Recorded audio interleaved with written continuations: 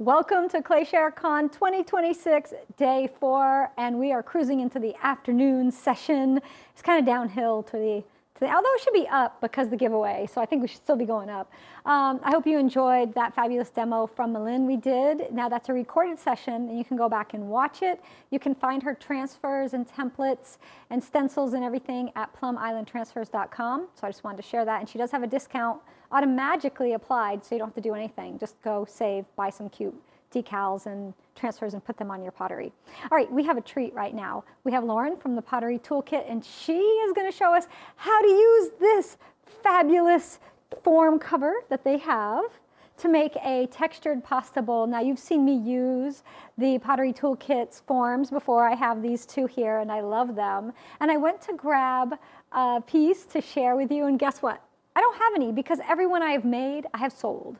And it's funny because usually there's got to be something left, right, from a demo. Nope, they're gone. The only thing I do have is this super sweet plate I made using these mandala textures. So but you know what, I've kind of kept this tucked in the back, so I think that's why I have it. So, all right, are you ready? Do you want to learn how to make a pasta bowl? Because I do. Let's head on over and check in with Lauren and make one of these fabulous textured pasta bowls. Hey, Lauren, how are you doing? Hi, Jess. Hi, Kevin. Thank you so much for having us. Thank you for being here. I can't wait really to see how you make one. Yeah. Yes. Very excited, a little nervous. So hi, everybody. I'm Lauren, as Jess said, from the Pottery Toolkit. We're a two-person team, so it's myself and my brother, Chad. Chad is monitoring the comment section for any questions that you guys might have. So make sure you say hello to him as well. So who are we? So we launched 2 years ago at NCECA, so we're turning 2 next month. And we're really excited this year because we're going back to NCECA in Detroit, and we're going to get to see everybody, and we're super excited, and we're going to geek out about pottery and clay stuff for like 3 days, and it's going to be totally awesome.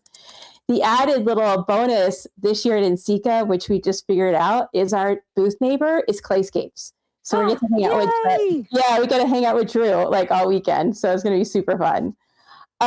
So today, what I'm going to do is I'm going to make a pasta or salad bowl. You could also use it for ice cream if you want, using our RD2 seamless cover. So we developed the seamless covers that eliminate seams when you're using stacked forms like the GR pottery forms. So I'm going to use our seamless cover with GR pottery forms to make a textured pasta bowl. I also have one that we can unmold that I made earlier this week. And then if time permits, after questions, we can share some finished pieces, because I've made some that are like a little bit outside the box to give you guys some ideas outside of like a traditional bowl or a traditional pie plate that you can use and explore like different ideas. So what I was going to do is I was going to switch to the overhead. I was going to go through the tools that I'll be using, and then we'll get started. What do you think? Sounds great. Let's do it. Perfect. Okay. So obviously I have my seamless cover. So this is the purple one. This is specific for the RD2. I'm also going to say that Chad picked the color. So if you guys love the purple Yay, color, Chad, I love the purple. Good job on that. He loves bright colors. And then I have my my GR pottery forms. I'll go through the sizes in just 1 second for this particular project. And then I have a banding wheel. I have my needle tool, my wire knife, and then my yellow Mud Tools rib. This is my favorite rib. It's great for compressing your slabs and doing finishing work. And then I have my pony roller, a measuring tape, which I will also like give you a little bit more information as to why I have that. Cornstarch, a brush to apply the cornstarch, textured mats, and then a trim guiding tool. And I'll get more into this once we get to our slab. So the forms that you need for this particular project, you're going to need 4 of them. So you're going to need the 6.5-inch round RD2. And then the originals, I think Jeff calls them the OGs. You'll need the 11-inch round, the 9.5-inch round, and then the 8-inch round. And so when I start, I start by stacking my forms and I go largest to smallest.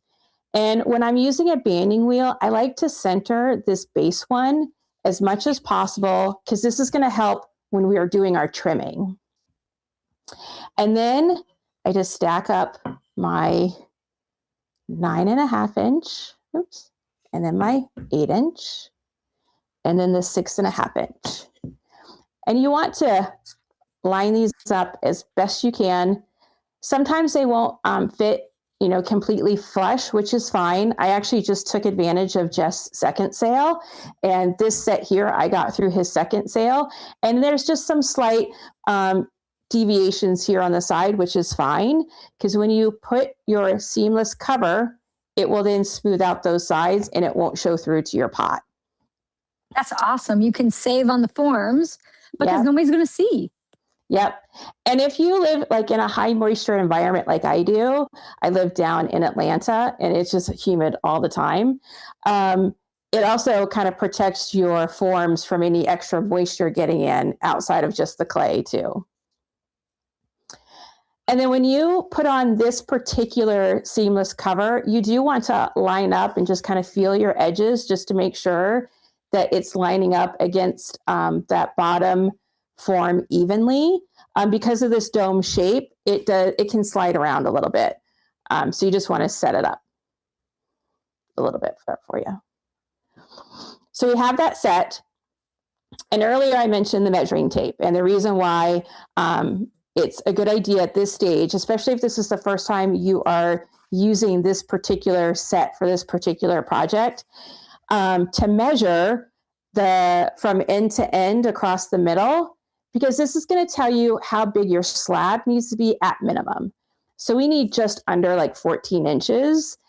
This is when you're rolling out your slab. You can also measure your slab to make sure that you have enough width to fit over your covers and your form. So that's why I always keep a measuring tape. And I have this one. This is like a sewing measuring tape. I love these because they're flexible and I can wrap them around all kinds of things. So then what we're going to do is we're going to finish prepping our seamless cover by adding some cornstarch.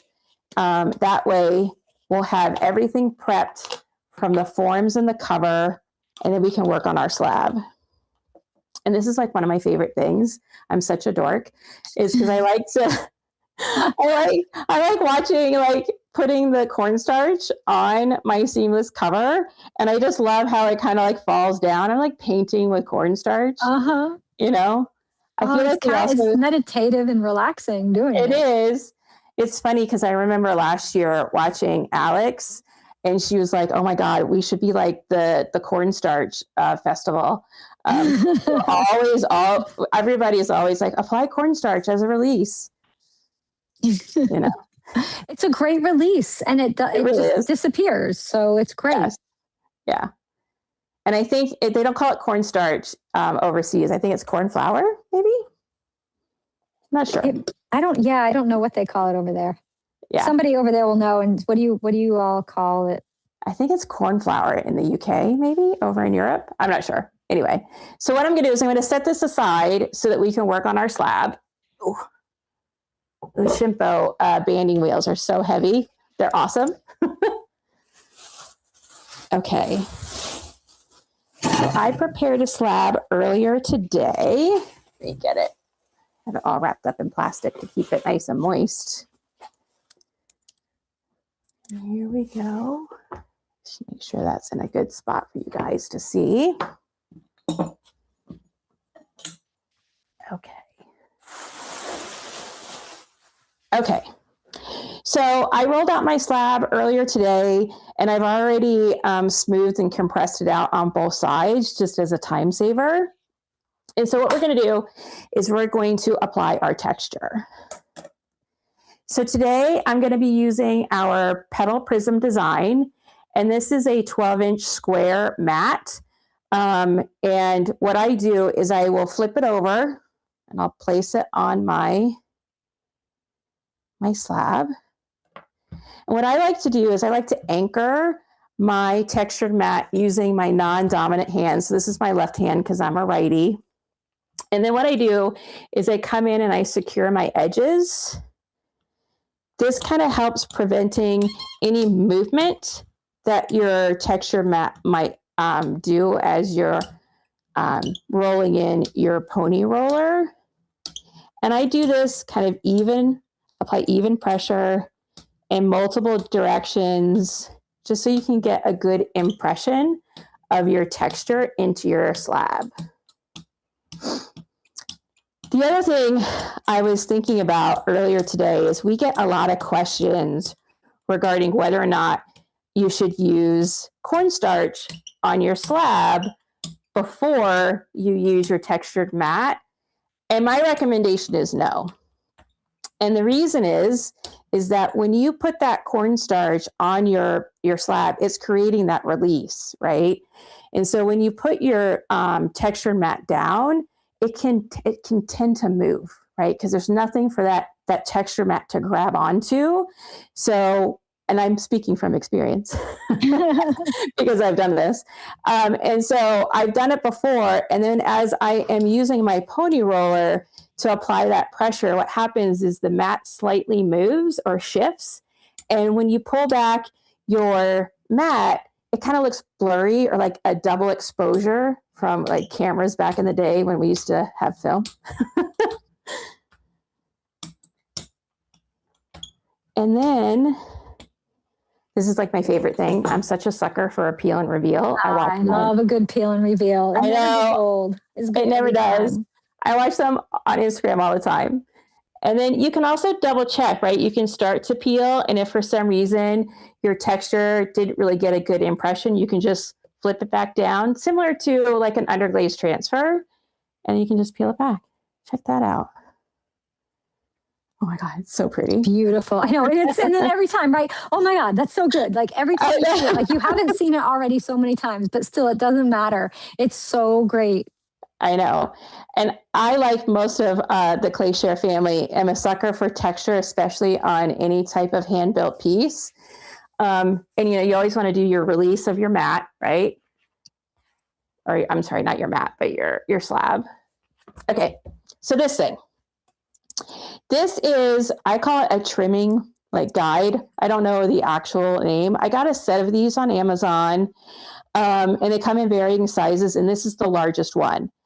And this one is almost the exact size of that will fit over the this project like perfectly. But I also like it because you can kind of, move it around so you can figure out where you want your texture to be, right? So I think I'm going to pick this right here.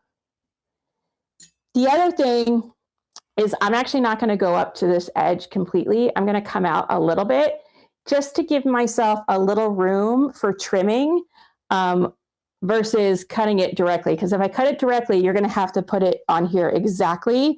And then if you have to shift it, it just becomes a little bit more challenging. I'm just going to come out here, give myself a little extra room. And it doesn't have to be perfect because it's going to get trimmed off. Let's see here.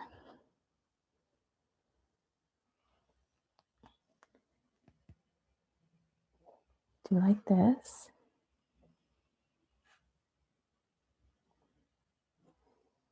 And then I'll just cut my slab here to remove this excess. Get this out of our way. Oops, get this out of our way.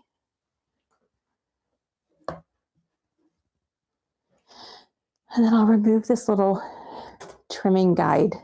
Okay.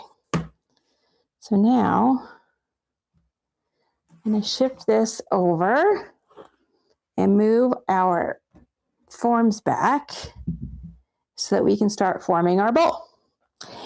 Now, this is where you need to decide if you want your texture on the inside or the outside of your bowl. I'm going to put the texture on the inside.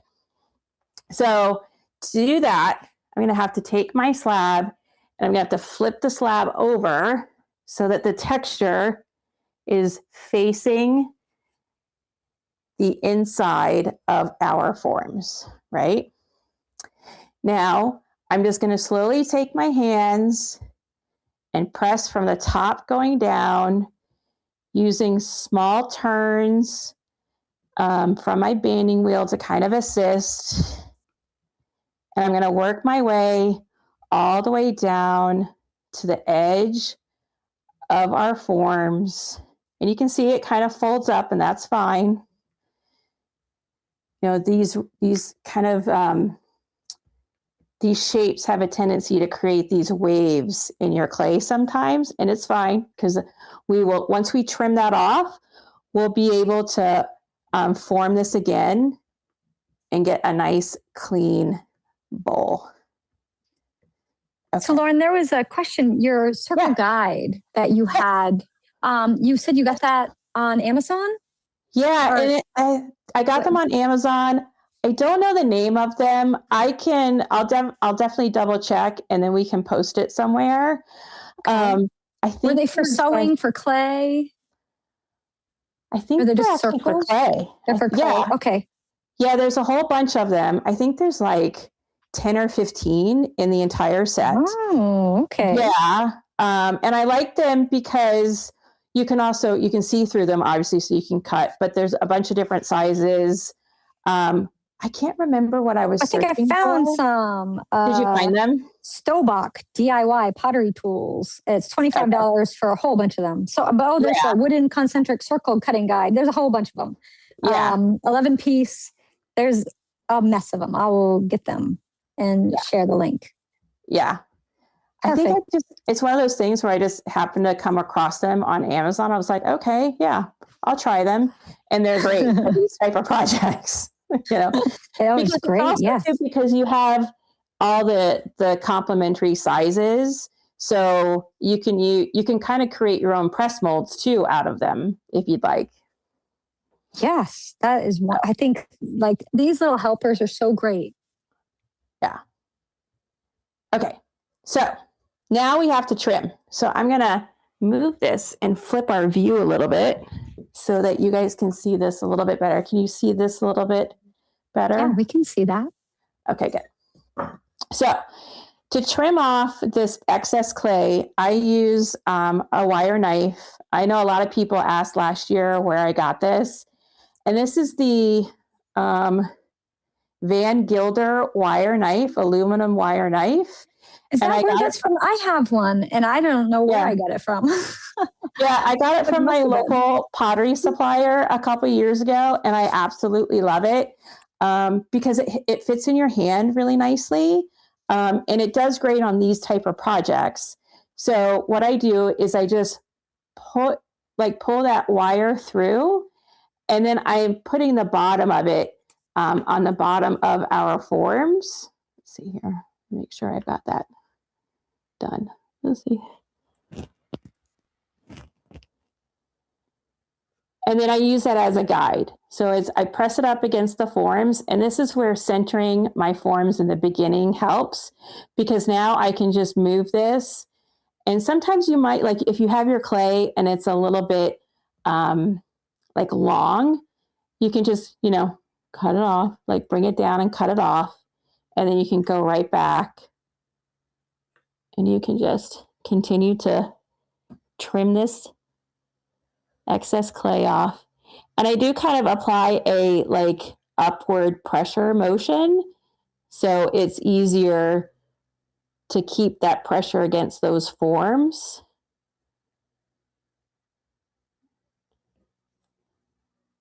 And I'll do this a couple of times just to kind of refine that edge.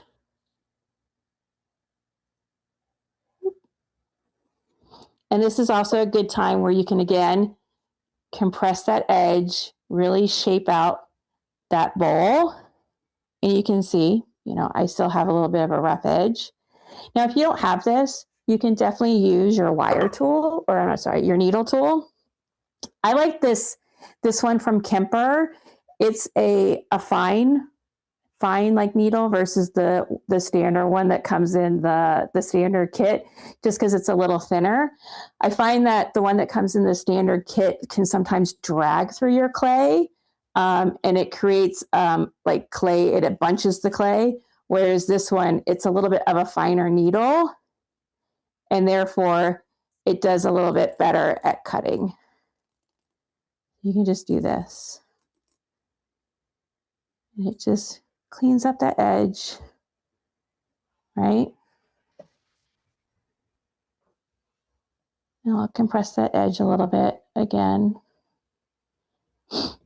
And then this is where I take, again, my favorite rib, Mud Tools Yellow Rib, and I'll start to smooth out from going from the top, working out myself out to the edge, and using my banding wheel, just slowly spinning. I have clay, dried clay on my rib. And I'll just work my way down the side. And sometimes I'll get these like divots in the clay because I have little chubby fingers. And I'll just do this sweeping motion. And what that does, it fills in those little divots and it smooths everything out. I also kind of like some of that handmade aspect of pottery, you know, when you can see your fingers or your fingerprints, because it gives that element of handmade, you know? I love that as well. I like to see the process in the pieces. Yeah. You just smooth this out. And this is a good time. If you're a foot person, a foot ring person, you can add your foot ring. If you're on a show feet. I'm gonna confess, it is my kryptonite. Like I cannot for the life of me get a good foot ring. I know I have to practice, and I think that's what it comes down to, right? Practice, make practice. But I did think we could be a little like live on the edge. I'm gonna flip back to the overhead, right? Get this back in. And I thought we could put some texture on the bottom. Yes. Someone asked if you could, and I wasn't going to ask the question. I was waiting to see if you did it. And I was like, yes, it was on my bingo card. So we have these smaller versions of our textured mat. The kind of ironic thing is that they're smaller in dimension, but they're bigger in design. So this particular design is the petal prism design, just on a bigger scale. So I was going to put this in the middle right here. And then I was going to use my pony roller again, applying pressure. And I love a little texture moment on the bottom of a piece because it's like a little surprise, a little unexpected. And then when people look at the bottom, they're like, oh my God, that's so pretty. And then you can just peel that off. The other thing you could do is if you wanted to do some texture like on the side of your bowl, yes, do that as well. So I'll apply a couple here.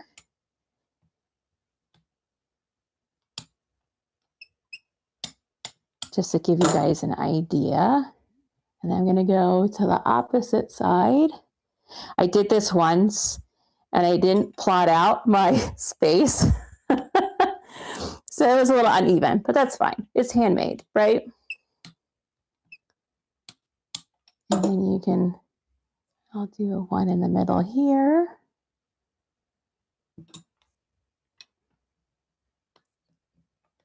Because if you're a Clayshare fan, then you are a texture fan. I feel like it's in the unofficial rule book. We definitely attract lots of texture lovers. Yes. Which is okay because I'm a texture lover. So it works out. I tell people, even on pieces that I throw, I use glaze to add visual texture, even if I don't add, texture in the way of like a textured mat or like a piece of lace or something like that. Yeah, I've done using your covers. Your original one I did with lace. Beautiful. So you can use any texture. Had a question putting texture on the outside. How does that affect the texture on the inside? Well, I haven't had any issues.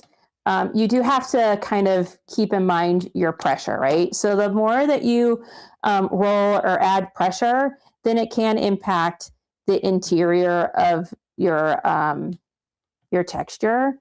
I personally haven't had any issues. There we go. Let's do one more. And then what I'll do is I'll flip back to that front camera and bring it over so you guys can see what I did. I know, it was a last minute thing. I was like, oh, I'm going to add textures to the outside. It looks wonderful with the texture on the bottom and then having that on the rim too. It's and nice. You can see I just did it halfway, around this edge. It's just a little something extra. And if you wanted to, the way that these are designed, you can actually kind of place them. See, they're cut out, right? So you can place them a little bit easier versus it being round and not really being able to see where that design is going to line up as my banding wheel keeps moving and shifting.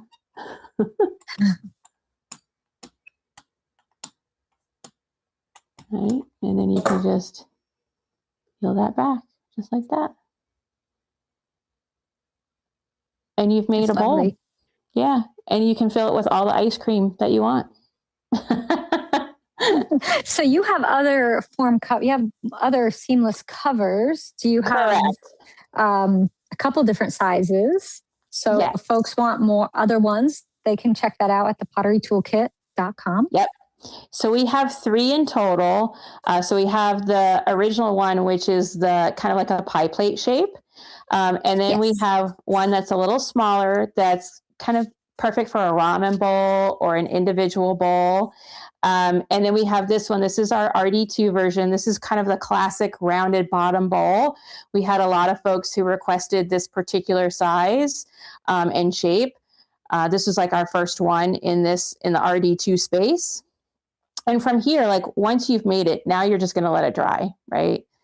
And we do get a lot of questions about drying, how long it's going to take to dry.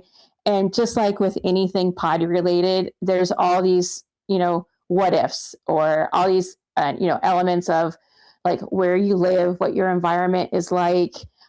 Again, I live in a very humid, like moist environment, so it can take a long time to dry. I also tend to be a slow dryer. I dry things very slow so that they don't warp, and I have less like issues with cracking. So from here, you would just cover it with plastic, and then you would let it dry. And what I do, I'm going to flip back over so you guys can see. I like these spacers that Jeff has. So what I would do is I would put this entire thing like elevated up so that I can still have some room underneath that I can put my hands under when I'm trying to lift it up, versus me picking it up from this edge and potentially, denting in or, messing up this edge. But it also allows me to tuck my plastic. Here, I have some plastic here. And I can show you guys. So it also lets me tuck this plastic underneath this edge, just like that. So that's how it's very easy, quick and easy to make a bowl using the forms and the seamless cover. And then what I did make one so we can actually shift. And if you guys are ready, if you won't have any questions, we can also ask any other questions. But if you like, I can show how we remove the forms as well as the cover out of a piece that I made earlier this week. Sounds good. Okay, let me get this one out of the way. So the website is thepotterytoolkit.com, and they have a code where you can save 15% off right now if you use 2026 ClayShareCon 15. So. And one of the things that's new this year, Chad has been working really hard for all of our international friends. We now provide international shipping worldwide. And our website will calculate all the shipping directly now.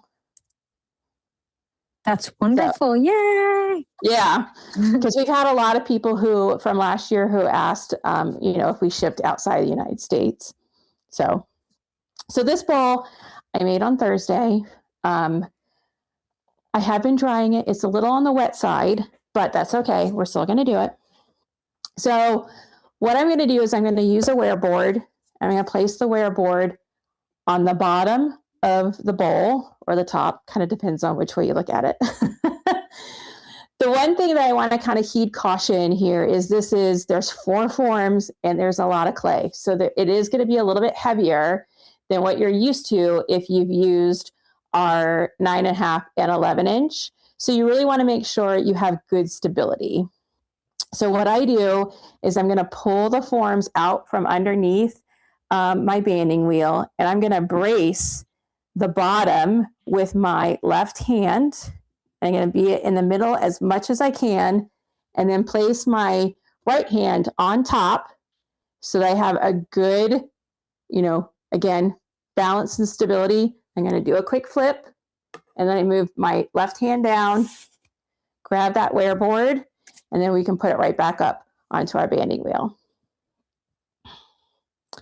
So again, this one's a little on the wet side. I typically probably would have let this dry a couple more days. But it's the magic of TV, right? So to remove the forms, the first thing that I do is this top form. I just come in here and I grab it with my fingertips and I just lift it out and get this one out of my way. Now, if your clay is on the wet side, you may have to kind of peel and kind of pop your cover a little bit. If you're truly leather hard, this should have already pulled away. And then what I like to do is I like to just pull, pick up the cover and the rest of the forms and just lift it out. And then you're all set. Another type of reveal. Yeah. And so with this one, this particular shape, you will know very quickly if it is too wet because it will start to slump. Again, I'm speaking from experience. When we got our samples, I was just so excited because I wanted to see how they ended up that I kept flipping them out a little too early and then they would just start to droop. So you really do need to make sure that these are dry enough to hold their shape. And if they start to slump, can you just put it back in the form back in it? Yeah, yep. Just drop it back in and be like, not yet. Right back in later. And then you would just put your form back and you would flip it over. And then wait, like this. Make something else. That's right. And then what you can do here too is if it has started to slump, you can just compress it again around your forms to kind of reshape it. And you can just let it dry again. Or more, I should say. Yeah. And I'll flip this out again so you guys can see.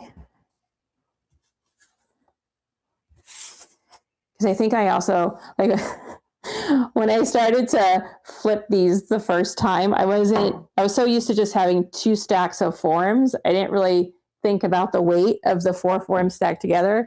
And I think I almost lost one. I was like, oh no. And then, let's see here. You can also, again, another favorite tool is this shore form. Yeah, I love the shore form. Or the rasp or whatever you guys want to call it. And you can just come through here and you can, finish up that edge, kind of straighten it out if you like. So you can find these shore forms at your local hardware store or any kind of like home supply store in the masonry department.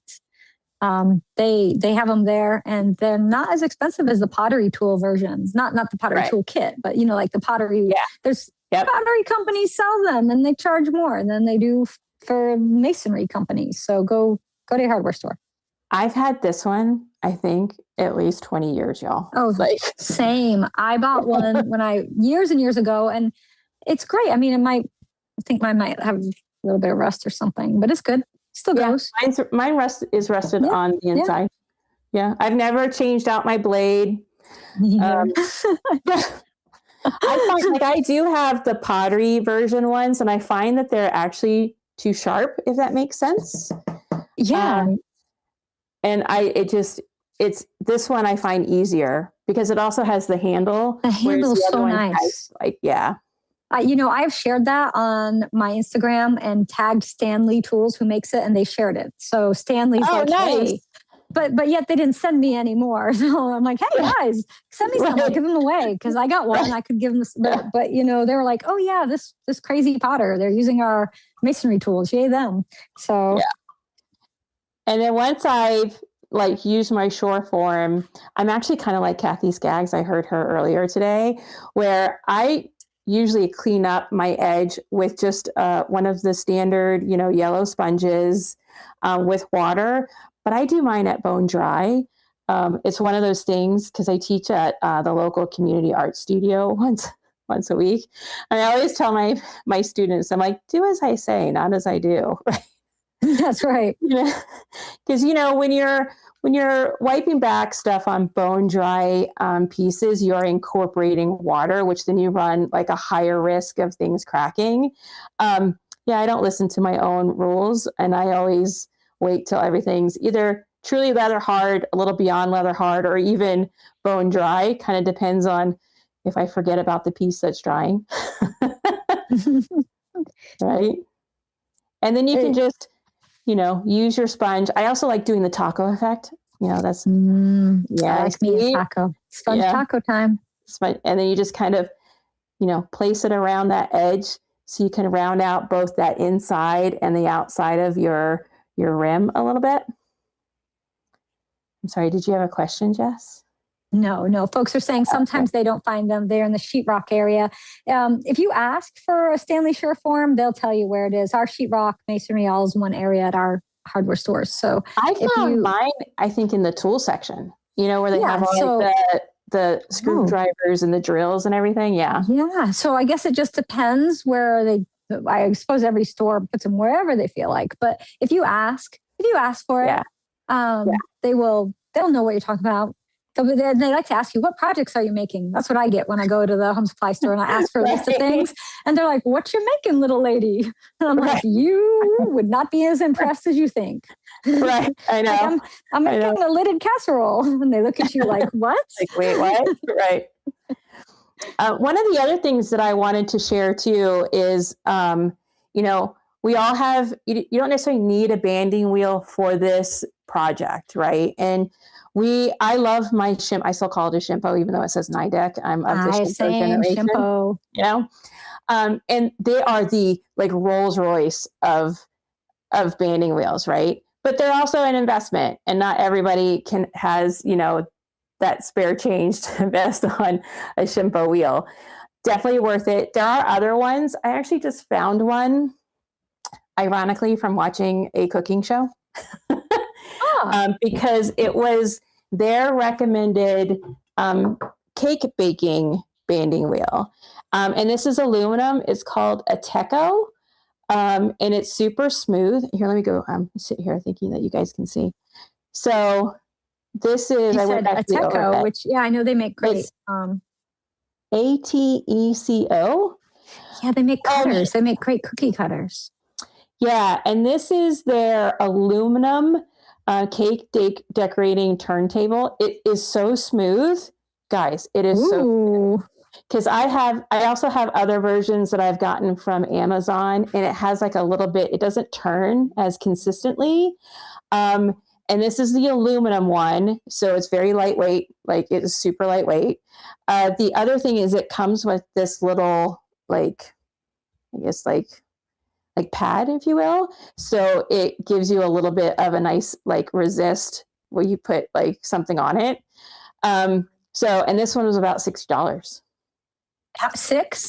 60. 60. Okay. I was like, 6. Yeah, wait a minute. No, everybody's going to be going to Amazon. Where's that $6 banding wheel? Yeah. But I also like it because it's nice and wide, so if you have, it gives you a little bit more of a bigger work surface. Just some tips. And that's nice too. It's a nice, especially I think if you're going to be doing actually surface decoration banding on the pottery later, that can be really nice. Just to give you a reference. So this is the 11-inch form. So you can see still have about another inch. So I think it's a good 12 inches round. That's a nice size. Yeah. So folks want to know, what is the mat you have down on your work surface? This is just a silicone mat that I got from Amazon. When you do search for it, you have to be real careful though. I'm going to flip the camera so you guys can see my face. You have to be real careful because it'll say large, but their large is like, 18 by 12. You have to read. You have to read this. And still say centimeters. Ask me how I know about the reading. I can't even tell you how many things I bought and it shows up. And my daughter's like, Mom, did you not read the description? And I was I saw the picture. This one also, like the pictures, it's really funny and entertaining. This one, they have like a lady who's holding it up like to her chin and it's going all the way to the floor. And I'm like, y'all, It is not 4 feet or 5 feet. I think this is like a double XL. Here, where's my measuring tape? And I can tell you guys exactly the measurements. So this one is 36 by 24. So it's a great size. Oh, that is a nice size. Yeah. And it's just silicone. I think I got it in the craft, like art section. It's not in the baking section, so I don't think it's food grade for those who may want to also use it in their kitchen. But this one, I believe I found it in the craft section. I'm making a note. Yeah. What other questions? So let's see. We'll go through them. If you guys got the questions, I'm going to go ahead and ask Lauren. So let's see. What site do you get the baking wheels? You found those on Amazon? Yep. Amazon. Yep. And let's see. I got to scroll back. You guys have asked so many questions, but if I missed you, ask again. Oh yeah. There was a really good one. If you drape one of your bigger mats on the outside, could you just drape this over and roll that on instead? Yeah, you could. You could use bigger mats if you wanted. Yeah. You could do little or big. So yeah. Now, folks want to see finished pieces and we have 3 more minutes. So yes. Okay. So I specifically want to show one because this is like my favorite one right now. So I don't know if you guys, I might check out overhead maybe. Let's go overhead so you guys can see it. So what I did is I used the RD2 bowl cover, right, to make the bowl to here. And then I made the same cover. I took the same cover and I created a band, right? And I cut a band and then I attached it so that it creates this fun, funky shape. So I purposely did it where it's higher on one side and lower on the other side. And y'all, can we talk about this glaze combination? Like this was it was a complete experiment. So I used Amico Snow, that's the white on the outside as well as on the inside. And then my colors are Amico's Honeydew, right, from top to about here. And they said 2 coats, and that's what I did. And then on top, you use Chun Plum. Yeah, Chun Plum is a sleeper. It's an amazing glaze. And then that green just comes out, and it creates this lovely effect. Oh, this is like so good. My new favorite piece. I'm not gonna lie. Yeah, it's awesome. The other thing I want to show you guys is I also made a little berry bowl. So you can see. So cute. And I like that. This is our smaller form. Yeah. Yep. And that's using that same petal prism textured mat. And then I cut it out. And then the petal prism textured mat, they also have little like circles inside the pattern. And so I just use those for my holes. And it's like a nice one of these where built in with to tilt it up. Yeah, I've seen this a lot on Instagram recently. So I was like, I'm going to make one of those. And then the other thing I made is I made a little pie plate. I had high hopes for this, but I let it dry too quickly and then things cracked. But I originally was going to do the pie plate and then also create like a chip and dip bowl on the inside because I used one of Alex's, I think this is her cappuccino cup form as the base. And then I was going to use this as a chip and dip, right? Yes. But it's also a pie plate. Mm-hmm. But I had some cracking issues because, again, I wasn't patient and I didn't let it dry slowly enough. What else do you guys want to see? Sometimes happens. Folks are loving seeing the different ways you can use these forms. And do you want to show off your mat designs that you have? Yeah, sure. So we also 1 minute. You can do it. Yeah, I can do it. So, no pressure. So this one, I actually clipped them to boards. Oh, such a good idea. So this is our Floral Rhapsody. And then we have these new ones that are about 4 1/4 inch in width and depth or in size. And these complement our larger ones. And they're just, again, smaller versions, but the pattern on them is a little bit bigger. And we have this one. This was the one that we debuted last year. Yes, that one is gorgeous. Yes. Yeah. And then we have our original one, which is our spiral. Chad names them. It's so funny. We get all excited to name them, kind of like, like all the different nail polishes and the and the lipsticks. And he'll send me a list, and I'll be like, "Oh, I like that one." So we have all these like cute, funky names for all of our textured mats. And we have a new one coming. It's hopefully, knock on wood, we'll have it for NCECA, and it's going to be very mid-century mod. Yeah. Awesome. I love it. So you're going to be at NCECA. You're going to have a space there. You're going to have all kinds of things available for sale at NCECA. 100%. So if you are at NCECA, come by, see the pottery toolkit, get some covers, get some mats. They probably will sell out. So if you want, we talk about NCECA, if you have things you definitely want or must get, you need to go there the first day you're there. Yes. Because they when they're gone, as my mom likes to say. You guys will also, like, if you come, I'll be there, but you also get to see Chad. I always call him the non-potter brother. Non-potter. Come talk to my non-potter brother. Yeah. We have this own language in the pottery world, and he's always like, "What are you talking about?" Like leather hard. He's like, "What does that mean?" I'm like, "Oh, that's right. You don't know what that means." Lauren, thank you so much. This has been delightful. I'm so glad you were able to join us. People can find you at thepotterytoolkit.com and on Instagram and Facebook at The Pottery Toolkit. Yes. And if they have any questions, they can reach out to you there. And we all look forward to seeing you at NCECA. Thank you so much for being here. Thank you. Thank you, everybody. Have a great day. So fun and wonderful to see Lauren work and all of the fabulous things you can do with their forms and their fabulous mats. So go check them out, thepotterytoolkit.com.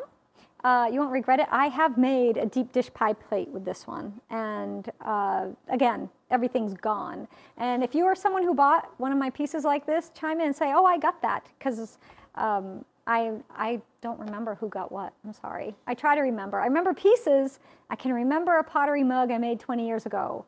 I can't remember what I ate for dinner last night. Such is life.